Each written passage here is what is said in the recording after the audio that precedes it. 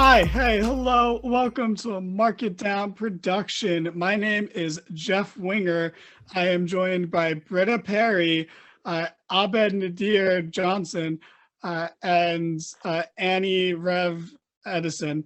And we are here to make our Extreme Rules prediction because it's Extreme Rules this Saturday and Community is getting a movie finally after all these years. And we're all just so excited about it. Annie has unfortunately fallen back into her Adderall addiction in excitement, but that's okay. Some costs have to be, met. And that's Wait, okay. Britta's in this?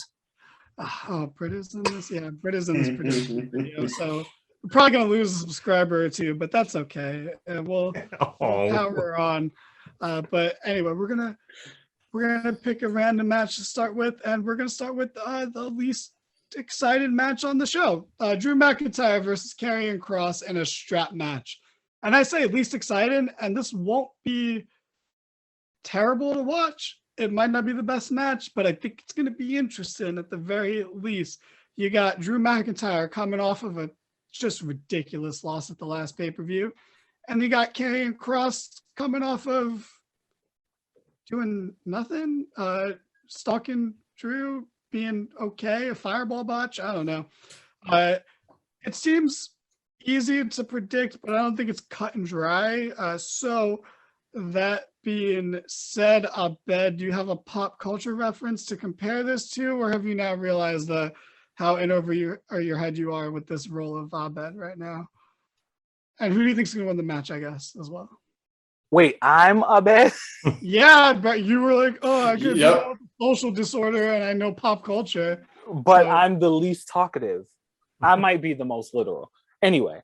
What was that? Abed's not that talkative. What? When he goes on a spiel, he goes on for a while. Absolutely the most talkative. Otherwise, he's not. He sits quietly while everyone else is arguing. That's which is true. What you do here, actually. So that's pretty fair. It is true. I don't like confrontation. I'm going Karrion. I know nobody else will, and I know that. I feel like you're wrong on that. I think everyone's going Karrion. I just know that you hate Karrion, so I was going to go for him regardless if I thought he was going to lose. Oh, I mean, that me not liking him has nothing to do with whether he's going to win or lose this match. But do you think the match is going to be? Give it a star rating ahead of time. What's it going to be? Out of how many? Out of 6. 2. It's a strap match. It's not going to be really good. That's reasonable. All right. If it was a regular match, we would have some wiggle room, but it's not like 2.5. Yeah. Gotcha. I hate you. Sounds good. All right. Well, I'm gonna say Britta for last. So, Annie, you're pretty smart. You're book smart. You're fresh out of college, or fresh into college, fresh out of high school. You were, going to be valedictorian if it wasn't for the overdose incident where you ran through a glass window at a party. But anyway, that being said, who do you like in this match of two big dudes? Well, I'm first intrigued by the fact that I think this is going to be a pretty decent Haas match, even with the strap. These are two, like you said, big guys. I'm excited about that, not to steal James's bit. I think I got Kross here. It just makes sense upon his return to the main roster. They've been building him up now. I think when he can come back, August, I think. So, sure. Him in what I believe is his first match back. If it's not his first match back, it's his first high-profile match back. Getting a win here makes sense. I think it'll be fun. Strap match just screams Triple H. Him loving the old school and the territories and everything. But I'm excited to see what these two guys can do with it. I think it'll be one of the more fun matches on the card and probably one of the better wrestled. Maybe not one of the more fun, but maybe one of the more better wrestled matches on the card. But I think Kross is the obvious pick here. I think you got to reverse that. I think it has way more of a chance of being one of the more fun matches than one of the better wrestled matches. I think this will be the worst wrestled match by a close margin between the SmackDown Women's title match. But I think Kross wins as well. I'm going to go third instead of fourth here. I think we'll see. I think it'll be fun because it's a strap match, and I think strap matches aren't inherently bad. They just have a very low ceiling. but if you take them in a vacuum for what they are, they can be fun, and it's good variety on a match, on a card that for an Extreme Rules pay-per-view normally doesn't have a lot of variety, because it's all Extreme Rules matches are basically the same type of match. This is one of the only ones that's like truly, truly different. So I'm being positive about it in that aspect. I do not care about Karrion Kross, and I think this is going to harm Drew McIntyre very much so. And I think I guess Triple H doesn't have any plans for Drew, and that's just that. And I don't love Drew enough to fight that battle. All I know is somewhere Cody is very upset he's not in this match. Well, maybe if he wasn't a little bitch that got injured, we would have had a Seth versus Cody strap match after the Hell in a Cell match, or maybe even in Hell in a Cell. But, he had to just tear his pec. But anyway, Britta, I used to think you were smart when we first met. Who do you think's going to win this match? I think it's going to be Karrion. I don't want it to be, though. Drew can't really afford these big losses. Like, it was one thing after he lost the title to go on a little bit of a losing streak, because, sometimes you got to cool the guy down so other guys can raise up to the main event. But he hasn't really done anything of note now since the pandemic, like since the Thunderdome era ended. Yeah. And, it's getting a little rough to be like, I'm a huge Drew fan. I would put the title on him in a minute, in like an instant, but I get they have plans that don't involve him, but man, this match just probably shouldn't have happened, because Karrion should not debut with a huge loss, and Drew cannot afford another huge loss. And it's not even like he can go elsewhere and do something like, oh, maybe Drew could get a nice little tag team title run, because if those tag titles are held hostage right now too. So I don't know. Karrion, but it sucks. Yep. And I don't know, maybe we'll see if Drew will be Karrion Kross to a good match or not, but the jury's still out on that one. But moving on. Bravo on that pun. Bravo. Thank you very much. I've been sitting on it for a bit. A match that I think will be exciting again, but I don't think it'll be the best wrestled, and it is the SmackDown Women's title match between Liv Morgan and Ronda Rousey. And the only reason I really think that is because neither of these two seem like the people to lead a match. Liv's been there for a long time, but she just never struck me as the person to be leading the match. She's come a long way, but and Ronda, no, But there's also a match that's victim of one of the biggest misfires of Triple H's reign so far, which was the terrible finish to their match at SummerSlam, where it turned the crowd on Liv and turned Ronda into an accidental babyface. The most over she's been since she first came in, honestly, which is, good for her in that regard. But the match is an Extreme Rules match. So let me ask you, Eddie, let me go to you first. And this women's title match specifically, is this the end of Liv Morgan's title reign, or does it limp on? I think it continues. I'm not entirely sure what Ronda's status is on the roster, how long she's planning on being there, or at least how much longer. So it makes it difficult to pick her when you don't know these things, right? I think Liv, I didn't know about the whole thing at SummerSlam where Liv won in such a way that people had kind of turned on her, but I still think for the most part that people are mostly behind Liv, and I think it would be smart to keep the title on her. So perhaps I'm wrong. This isn't, as we all know, WWE isn't necessarily my forte, but I like Liv, so I'm gonna take. I wouldn't be surprised if there were some shenanigans in order for her to keep the title, not necessarily on behalf of Liv, just in general, whether it's somebody attacking Ronda or something. But I think Liv ends up retaining. It's not to the degree of the example I'm about to give, but they very much did to Liv what they did to Seth Rollins after he fought the Fiend. Like, that's the kind of thing where it's like, it was so dumb. It made the babyface look really, really bad. And not every crowd, but most of the crowd since then have booed Liv to some degree, and no one's booed Ronda at all since then. She's been super fucking over. It's really weird. That is unfortunate because they were, from what I've been seeing, they were positioning Ronda to be heel. So the fact that they accidentally flipped them is bad. Yeah, and no, it really is. And I still think they're going to try to make Ronda heel now that you got to work harder. But, because I've said months ago now that it's like, I think it's going to be Ronda versus Becky for one title and then Charlotte versus Bianca for the other. And so this could be the time to put the title back on Ronda, or maybe they wait. I feel like, why wait though at this point, especially because you got to do work to turn her heel first, and she's going to get a pop for winning the title. But whatever. So I guess I'll say that I'm going with Ronda. I think Liv's reign has been a couple months. I think it lasted longer than a lot of people thought it would. And I would say the run was a failure, but the title win was an amazing success. And you can still hang your hat on that, and that's fine. I kind of went second, but I'll go next. I'll go next to Britta, as the other female, I guess. And who do you have in this match? I have Ronda. I don't see the benefit of keeping it on Liv. The crowd turned on her. It's not her fault. It was bad booking. No, not her fault at all. Yeah, and there really isn't any recovering from it that I've seen so far. Like, especially with even just having this match happen. They should have just moved on and pretended it didn't happen, and eventually I think fans would have come around. But now you give Ronda the loss legit, too little too late.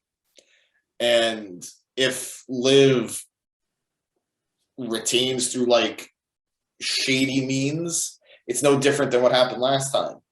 So I agree. I think they're eventually building towards Ronda versus Becky, and you need Ronda to be a heel at that point. So just let's get to it,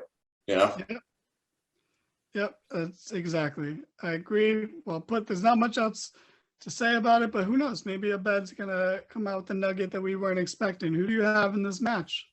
I'm absolutely siding with you guys. I wish you had came to me first so that I could have did the whole spiel, but I'll keep it short and sweet. I definitely think now is, I don't like it, but now is the time, if you are going to put it on Ronda, to put it on Ronda. Have her feud with Liv the next month, then feud with Shayna Baszler until, we're ready for Becky Ronda. I mean, it makes the most sense. Have Becky win the Rumble.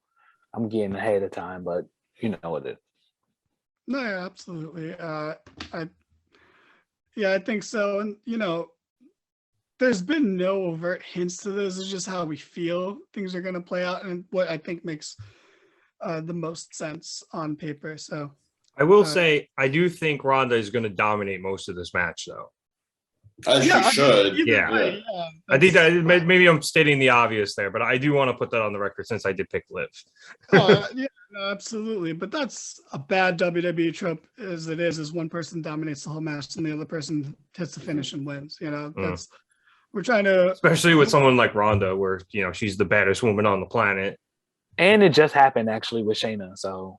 And it just I don't know happened if they'll with do that Ronda again. the match before, and it happened with Lacey Evans on a SmackDown match. True. So it's all the same, unfortunately. But anyway, moving on. Where do I want to go now? We'll do this one. It's a filler, but it's going to be great. It's going to be great. It's the Brawling Brutes versus Imperium in a good old-fashioned Donnybrook match. We all know him. We all love him. That's why it's this good old-fashioned Donnybrook match. They used to be called Donnybrook matches back in the day, back when we were just wee little toddlers kicking around. But now they've been around for so long. It's just a good old-fashioned Donnybrook match. If you want to know what that is, it's an Extreme Rules match. That's all really. But this is going to be fun. Sheamus is in a career renaissance right now, and good on him. And fighting for a mid-card title is the perfect way to go about it. And having just a fun six-man tag. Remember, it was just a fun six-man tags in WWE all the time, So I am all for this. That being said, I really don't care about anyone in this match, and yet I'm still excited for it. Isn't that crazy? I don't love Sheamus, but I like Sheamus. I have a proper amount of respect for Sheamus. That being said, I don't care about this match. I like Gunther. I think Gunther's a better name than Walter, and everyone is just being a baby about that, honestly. But I also don't care too much about him. That being said, I'm so pumped for this match. It's going to be so much fun. Forget your McIntyre Cross slapping me. They will not slap me nearly as hard as Sheamus and Gunther will. This is fair. This is fair.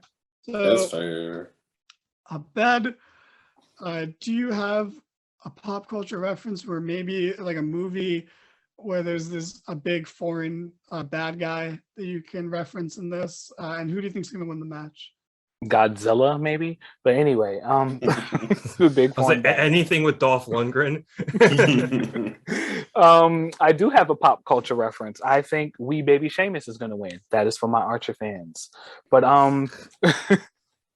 I definitely think this is going to be probably. I'm with you. It's the most irrelevant match, but I think this will probably be, if not the number 2, the number 3 best match on the card. It will absolutely be one of the better matches of the night. With that being said, I'm going to Brutes. I think, it's good for them to solidify a win since Sheamus isn't getting the title right now, and it still bridges the gap to the feud. Isn't he fighting for the title on Friday? He could be the champion going into this match. I don't think that's going to happen, but if Sheamus does win the championship, then I'm going the opposite way, and I'm going with Imperium. Yeah, that's what makes it tough. But you're going to say the Brawling Brutes, though, right? Yeah, whoever's not the champion going into Saturday is going to win. Okay. Right. I can see that. All right, Britta, who do you have in this match? I heard Bruno. We don't talk about him. And they did it in WWE for like 30 years. You're the worst, Britta. I'm sorry. It's just how I'm written. Fucking flanderized motherfucker. I'm not bad. I'm just drawn this way. She really was flanderized. She really was. I'm going to give it to the Brawling Brutes regardless of who's champion coming out of Friday. I think as an individual, Gunther has the most upside of everyone, of all 6 of those competitors as an individual. As a group, the Brawling Brutes have more going for them. So I think it makes more sense to have that team win and Gunther remain champion probably. And I just want to see Pete Dunne get a big win. That's really what it comes down to. Who? Butch. Butch is a fine name. You guys need to grow up and get over it. It's a great name. It's what you name your dog. You don't name a human being Butch. I wish they just would have made him like kind of a dog. How about Butch Hartman, Drew the Fairly Odd Parents, and Danny Phantom? Are you kidding me? He also went on to try to start his own streaming platform and stole a bunch of money from people so he can push a fucking Christian agenda on children. Okay, and you're just gonna leave him out of the conversation? Do you know that he's not a dog? Yeah, I've seen. He's not a dog. He's not a dog. He is that sounds crazy. Butch Cassidy. Oh, you got you there. You got you on Butch Cassidy, dude. Is Butch Cassidy a real person? Absolutely. So was Sundance. Were they really? I think. I know Butch Cassidy is absolutely a person. I thought they were just movie characters. Nope. I will say this. I think I would have liked Butch better if it was like Pete Butch Dunne and like it was a nickname. Or Butch Dunne or Pete Butch. So stupid. Butch Dunne is fine. Pete's another name for Willie. But anyway. So you picked Imperium, or you picked the Braun Brutes, right? Britta, that's who you went with? Yes, right? yes, I did. And they were real people. That's crazy.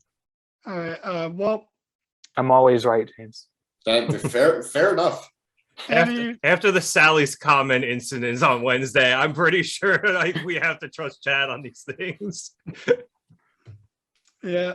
Or me, because I was the one who was right there. Chad was like in between somewhere. Pop culture. But anyway, Yeah, I nailed the pop culture reference. I would be a bed, but I'm such a natural born leader and sarcastic person. I have to be Jeff Winger, you know. But anyway, Annie, who do you have in the 6-man irrelevant but fun tag?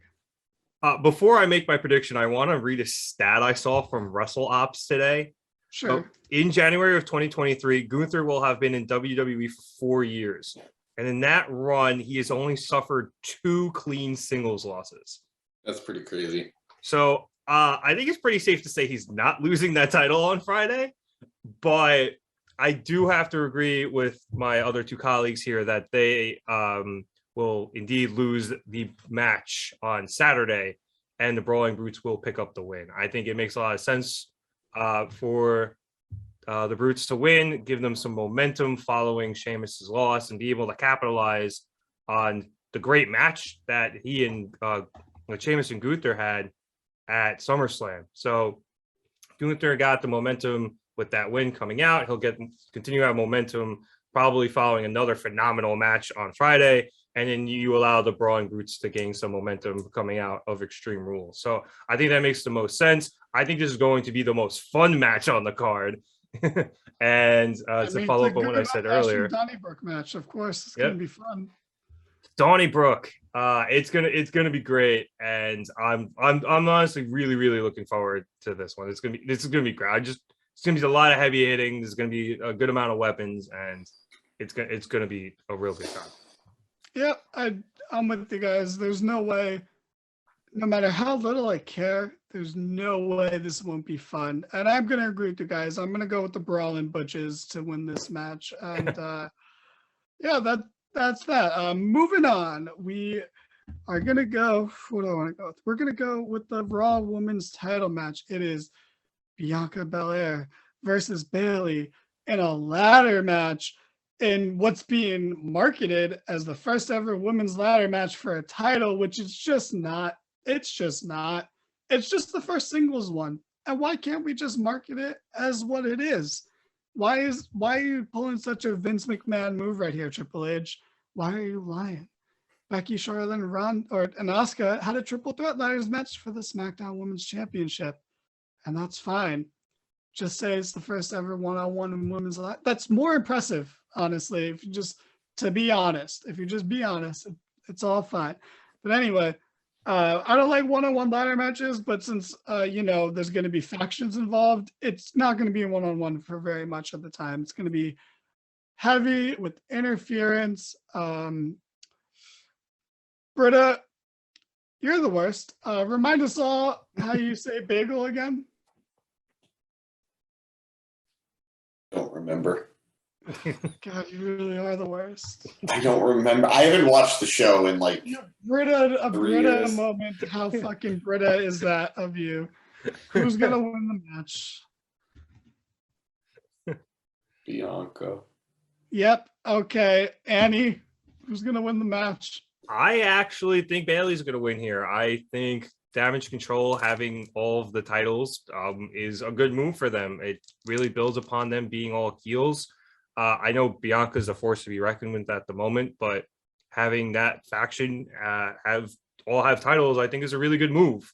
So I'm going to take Bayley. Obviously, I was going to agree with you and say I normally don't like singles ladder matches either, just because they are difficult to book in terms of pacing. But like you said, with the addition of the factions and the reinforcements and everything, I think it'll be a lot better than just and a lot more than just a singles match.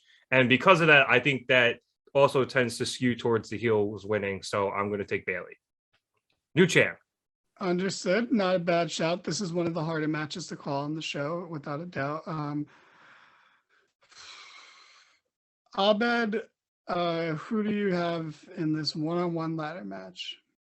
And still, I mean, yeah, I think it just pretty much makes sense. We all know that Bianca has beaten every horsewoman except for Charlotte, and I think they're gearing us towards that, even though I don't mind missing it. But yeah, with that being said, I'm going Bianca.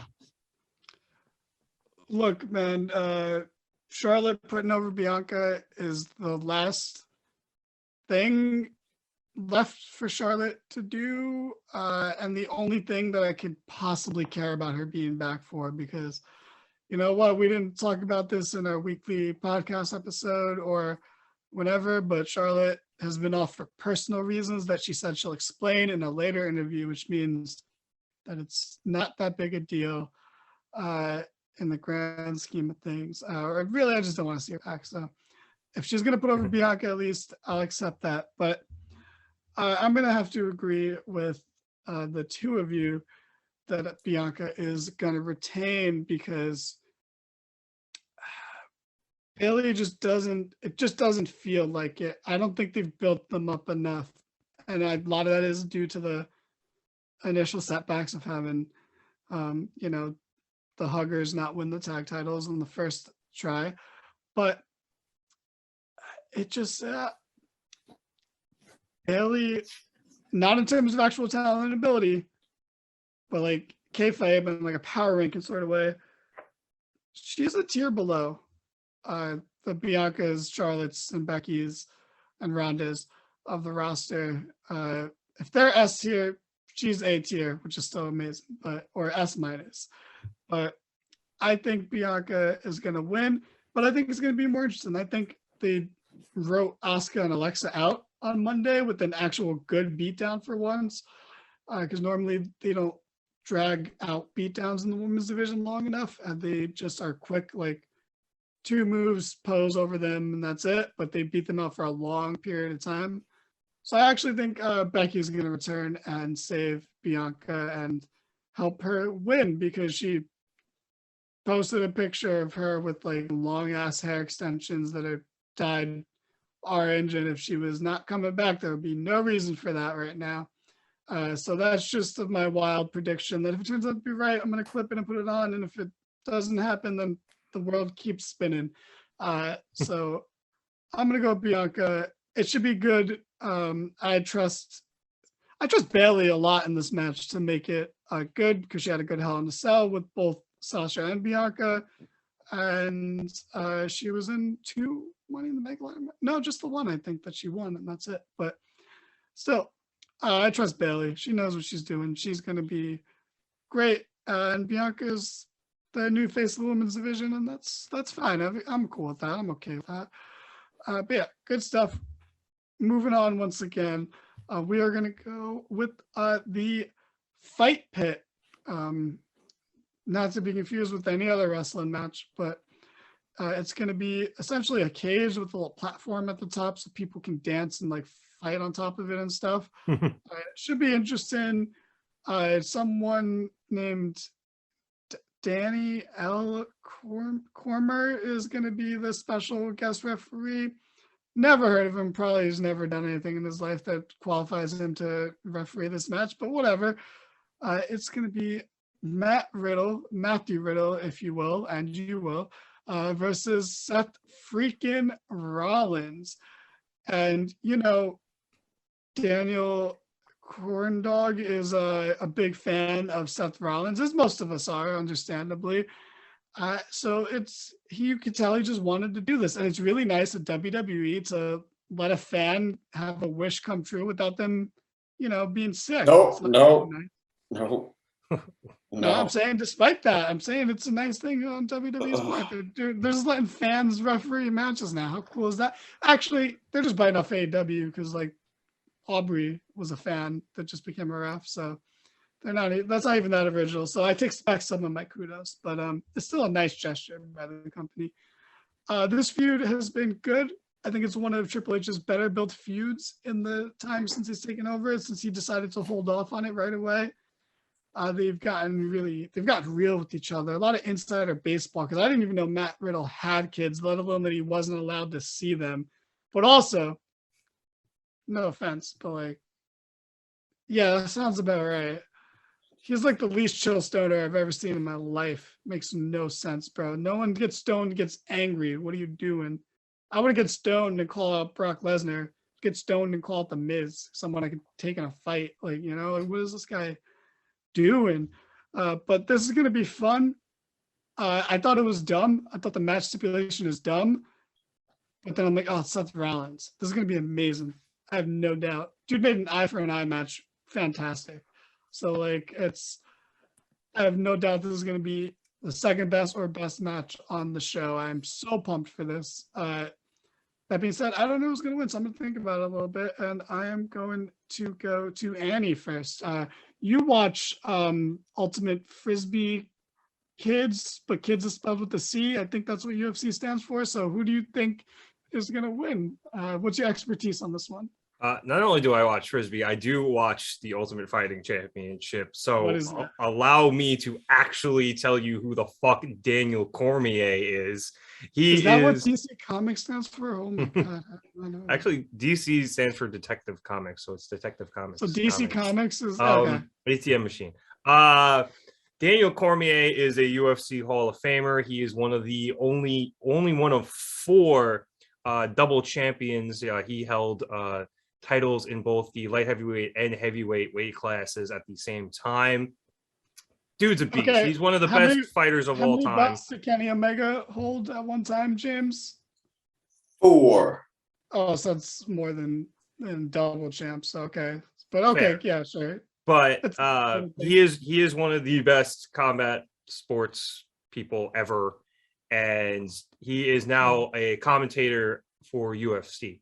He is also a huge wrestling fan. He was at WrestleMania when Seth Rollins cashed in his Money in the Bank on Brock and Roman in San Francisco, and there was a viral video of him just completely marking out in the upper deck of Levi's Stadium. So he is admittedly a huge Seth Rollins fan. He also knows Matt Riddle from their time in UFC when Riddle was on Ultimate Fighter. So that is an interesting wrinkle to all of this. He does have history with both guys. I think I'm going to very much enjoy the Fight Pit match. I didn't see them in NXT, but I watched some highlights. They looked really cool. I think Riddle was involved in both of them, if I'm not mistaken. I know he was involved in at least one versus I think he lost both of them. Thatcher. Yeah, which does lend something to him losing again. The former MMA guy, the former UFC guy losing in his element in a cage like this does seem like something WWE would do. Now, I do have a question before I make my pick. Sure. Who won a Clash to the Castle? Seth Rollins. Okay. Despite everything I just said, I do lean Riddle here then. It's one of those things where I think he gets the win back. And I would be curious to see how long Cormier decides to stick around. I know obviously he has other duties, but he ends up wanting to, have a little something with Seth Rollins there, because I don't think they're going to turn him heel. Cormier is way too likable of a guy to turn heel. If he wants to have a little program with Seth Rollins in some way, shape, or form, I do think Riddle winning would allow for that, especially if Cormier does get involved on Riddle's behalf in some way, shape, or form, in a face way. So I am going to take Riddle, and I do think Cormier will have a bigger role than just be referee. Okay, so I'm gonna try to understand most of what you just said. You're gonna go with Riddle, which I get. That's a reasonable conclusion to come to. But you said Daniel Cornbread was on the Ultimate Fajita Cookout, which is like a Food Network show, I'm gonna assume. So he's friends with knowing Cormier, if there was an Ultimate Fajita Cookout, he would probably be on it. Okay, so I think I understand a little better now. Okay, so this guy is like, is he gonna have like what's the guy's name with the band catchphrase? Does he have like a catchphrase like Emerald? that? Emerald Lagasse? Emerald Lagasse. Wow. Yeah, or is he like a Guy Fieri? Where did we go? Wears the outfit. But anyway, interesting, very interesting. Britta, you probably despise fighting. So that being said, who do you have in this Fight Pit match? I am giving it to Seth. 1, history has shown it's not kind to Riddle in these matches. And 2, fuck 50-50 booking. I just want Rollins to look good at this point. If Riddle won the last match, then he should have won this one. Nope. Rollins needs to win and then go against Roman. I agree with fuck 50-50 booking. I just haven't seen anything to show me otherwise that it won't happen. Watch wrestling. Yet. Okay, so Triple H may change that, but we shall see. Abed, apparently this Daniel Cordon Bleu guy is a pop culture reference of some sort. Do you know who that is? I am not aware of Daniel Cornmeal. However, with the new information I received from the Reverend, The amount I think of disrespect. I know, right? This is Daniel fucking Cormier. It is wrong.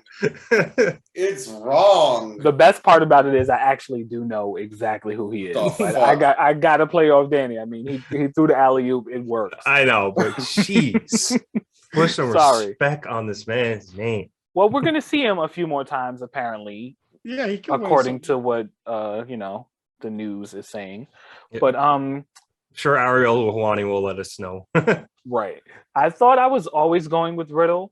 James kind of made me double back and think it could be Seth, but I feel like the face wins this feud. I don't know if this is going to be the last match, but yeah, I think I'm going Riddle. He didn't win the last one, 50-50 booking, WWE brain, whatever. Riddle. Gotcha. Makes sense. I get it. And if hey, maybe Daniel Canacorn hits Rollins with what did you say he did? He hit him with one of those moves. Said he fights or he flips or ballet. I don't know what he said he does, but he was a fighter. fighter or like a punchy fighter.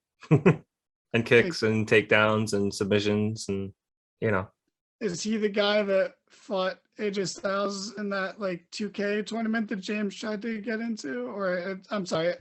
Anyway, I can't see the forest through the trees or whatever. But anyway, Jesus Christ. What happened? Danny's just going down a hole trying to make jokes. I think that Riddle. I guess Riddle. Okay, here's me out because I heard this somewhere else that I won't credit because I thought of it, or I'm going to take credit for it and pretend I thought of it. Riddle is going to win so that Seth can be mad at DC Comics and, go into a feud with him. And Seth has a title match on Monday for the US title. So he can win that match and then defend that title against Daniel Calmeet in Saudi Arabia. And that'll be your big, I guess. I would actively hate that we could have had Bobby Lashley versus Daniel Cormier, two actual MMA guys, as opposed to Seth Rollins. We had two actual MMA guys have a match in Saudi Arabia before, and I think that's technically the worst match of Brock's career. Oh, is that Brock versus Kane? Yeah, that was bad. So you know what? Velasquez, Cain Velasquez to be specific. I don't want to see MMA fighters having MMA style wrestling matches because they're stupid and they don't work. Can I just go on a tangent for a second? That match was so dumb because Cain Velasquez actually knows how to professionally wrestle, WWE, and he was running down in Mexico doing luchador shit. Yep. And then they were just no, go out there and have a staged UFC fight. It was awful. He lost and he's stupid. And I can't believe they did that. I can't. Who the fuck? Didn't he get hurt too? I don't know. Didn't Velasquez get hurt? The whole thing was ridiculous. Thank God they killed Kofi's title reign for that. Yeah, right. Yep. Fucking A. Gotta do it. But anyway, yeah. So otherwise I would think Seth Rollins is gonna win if it wasn't for Dingo Dow Cornwood being the special guest referee. I would think that Seth is one because Riddle doesn't win anything. Riddle never wins ever. Seth Rollins always lost to Cody, but beat everyone else, and now Cody's gone, so he's just winning all the time. Riddle can't beat anyone to save his life right now. So I think he gets a win here, not to 50-50 book, but just so the guy can win a match. And because Seth is clearly going straight on he has a feud already for after this. So win or lose, it almost doesn't matter. I don't like the idea of the guy going for the US title losing 2 days before, but that's a very WWE thing to do. So just kind of accepted it. But anyway, moving on to the main event. I think this match is going to main event the show. Currently, the women's SmackDown title match is listed as the main event, but we'll see. There's no way. Absolutely no way that happens. At least put the ladder match. Holy shit. Concur. But, it's going to be Edge versus Finn Balor, which I think we all know Finn is short for Finity. But he is going to... It's an I Quit match. And I don't know if it's going to be good or not. If this could be the best match of the show, or this could be so disappointing. You never know with Edge anymore. But, you know, I'm going to go first in this one if you guys don't mind. Don't care if you do. But By all Finn means. has to win this. There was a report last week that either Sean Ross Sapp or Meltzer, the only two people who ever report shit, said that Finn was in line for a major push, a big push under Triple H. And this could be the start of it. You know who reported it? I am seeing it is reported by Russell Votes. Oh, the wild card in it. Okay, we got the wild card Russell Votes. Okay, that's fair. They are truly the wild card. I do think other people backed it up, but I am seeing it being reported by Russell Votes. Every couple months, Russell Votes get something spot on. So there we go. That's it has to be this. Edge has lost to Roman, one match to Randy, and one match to Seth. He won 2 out of 3 against Seth and 2 out of 3 against Randy. Probably 3 out of 4 against Randy, for all I can remember now at this point. He hasn't put anyone over since coming back. You cannot possibly put Roman over. We're way past that. That's not a thing. If Edge beats Finn, I'm getting turned off to Edge real fast. This might be the jump in the shark moment, or as I like to call it, the jump in the carp moments. And I don't want to dislike Edge, but I'm like teetering on the edge of it. That was not intended, but it's subliminally intended. Finn needs to win this match desperately. There's no point of Edge winning whatsoever. Finn needs this. Give it a Finn, please. And then do Edge and Beth versus Finn and Rhea, or Damien and Rhea, or anyone and Rhea. And then that's that. Britta, you quit being an developed character after season 1. How do you feel about this match? Who's going to win? I think it's going to be Finn. I want it to be Finn. But there's a part of me that thinks it could be Edge. And there's a big part of me that thinks it could be Edge. And then he feuds with Bray Wyatt. Oh, that's gross. That's disgusting. Right? Okay, I'll bet. But tell me it's not possible. Tell me it's not possible. It's so bad. Right? What would be the point? Wait, who feuds with Bray? Edge or Finn? Edge.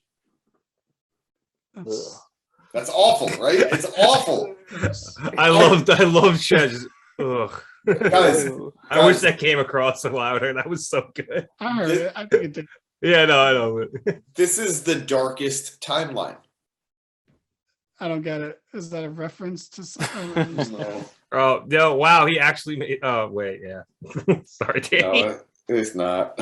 Sorry, Danny. What are you sorry for? It's fine. Never mind. I will screw up a bit. Good.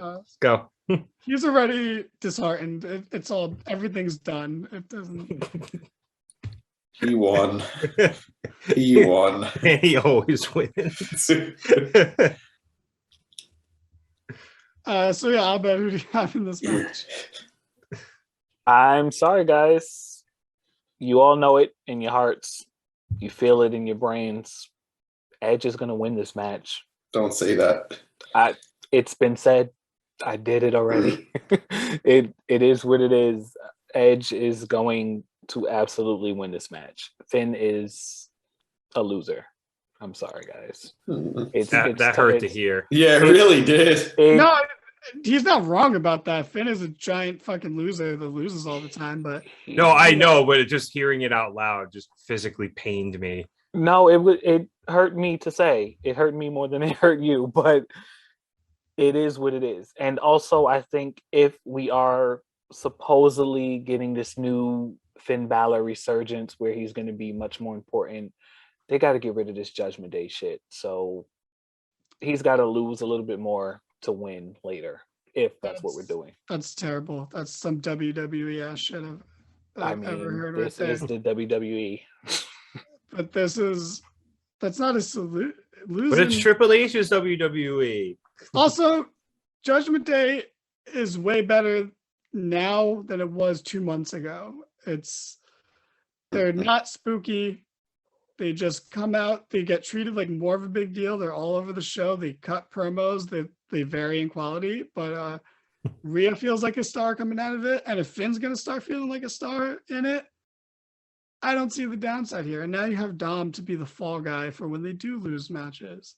It's like everything is going well for them. There's no point in splitting them up again, after they kicked out Edge. Just revamp them. And that's what Triple H is clearly going for. But who else? Annie, you're an intellectual. Do you think, I don't know what you being an intellectual has to do with this, but you're a former pill addict. Who do you think is going to win this match? It's tough because I agree with you 100%, Jeff, that Finn needs this win, right? Like he needs this win. Edge finally needs to put somebody over. It makes far too much sense. But there's a lot of moving parts around this match, not just Judgment Day, but you got Rey Mysterio, and AJ Styles might get involved in this too, because, Judgment Day keeps fucking with him. So he might get involved in this as well. I don't know how, in what capacity.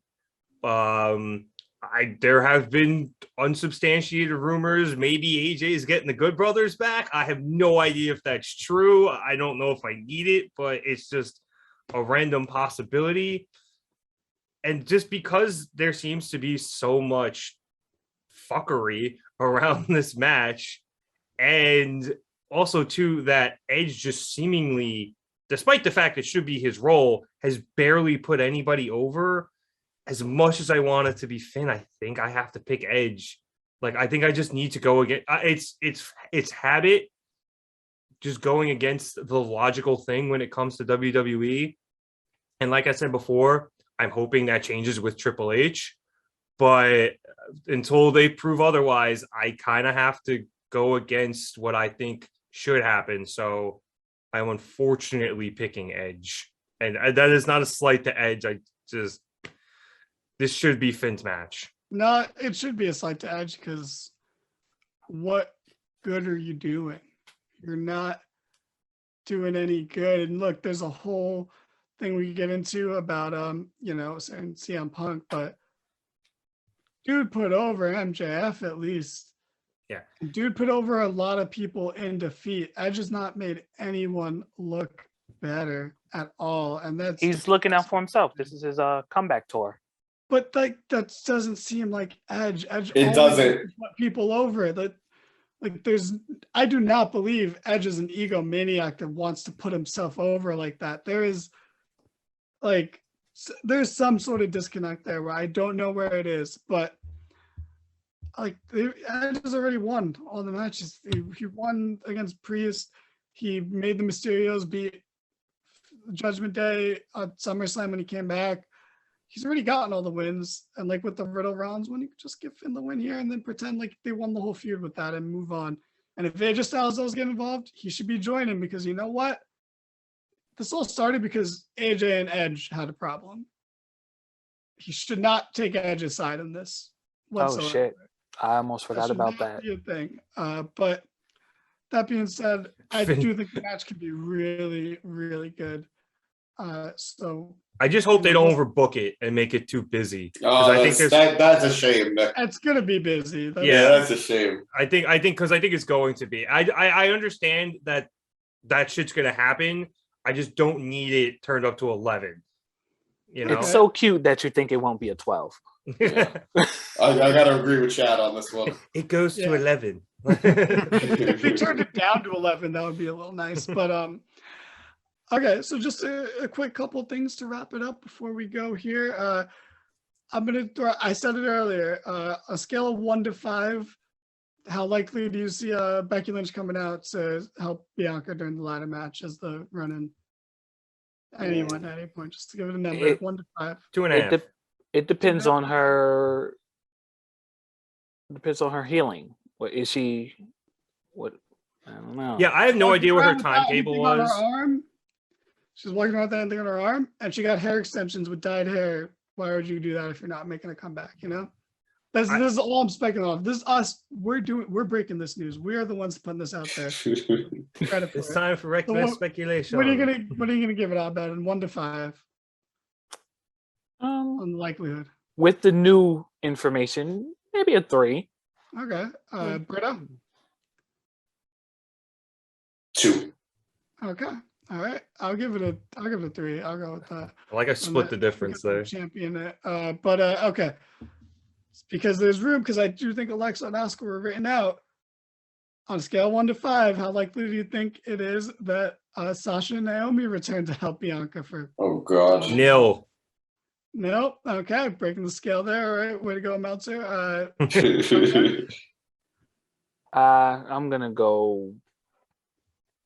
I mean, it's always a possibility. I'll go 1. Okay, bare minimum. I like it. Britta. I don't even fucking care. Yeah, there we go. Oh my God, there we go. Oh, you get the golden mic for this episode. Thank you. I'm just so past waiting for them. Like, I'm happy for them. Let them walk the runway at Fashion Week. Let Sasha star in the Mandalorian. Let Naomi be married to an Uso. All these are great things for them. I don't. Being married to an Uso is not a great thing. You had me up until there. You went too far, James. They made the decisions they made. That's all I'll say on that. I'm just done waiting. If they come back, I'll be happy. I like Sasha Banks and Naomi's nice. But I am done waiting. It's not worth it. I am either waiting for Bray Wyatt or somehow Naomi is the White Rabbit. I don't care anymore. Okay, that's racist. As we were gonna get on to, I guess everyone gets 1 today. But do we think that the White Rabbit appears at Extreme Rules, or do we get another tease? Scale of 1 to 5, Britta. What do you give it? 4. I don't think it's a foregone conclusion because. But you think it's a 4. You don't think it's a foregone conclusion, but you do think it's a 4. Very well put. I love it. I'm so mad at myself. What do you scale 1 to 5? How bad? Scale 1 to 5. What do you got? I think I'm going 4 as well. You said if not a re-debut or a comeback, then a tease at least, right? Yeah, well, this is for a comeback, we'll say. Are you giving it a 4? Okay, comeback, I'm doing 3. I'm like right in the middle. Tease, okay. 5. I think we're going to get a tease if we don't get him back. I think we're going to tease no matter what. I think we're going to tease early in the show, and then he either comes out or he doesn't later on. They better not had written Alexa Bliss off for this, though. I swear to God. That'd be actually really fucking annoying. It would ruin everything in life. He's got to get a win over Alexa Bliss after one. A traitorous bitch. They gotta. That's a good match going into. That's a great match for Saudi Arabia. Annie, scale 1 to 5. How likely do you think we see the White Rabbit on Extreme Rules? I don't remember the latest clue or hint or whatever. I'm gonna go with 3.3. 3.3. Okay, very nice, very nice. I'm gonna go with 4.2. Because I am not one of those fans that's like, oh, he didn't come out on the SmackDown, like this is a waste. Like, I don't mind waiting.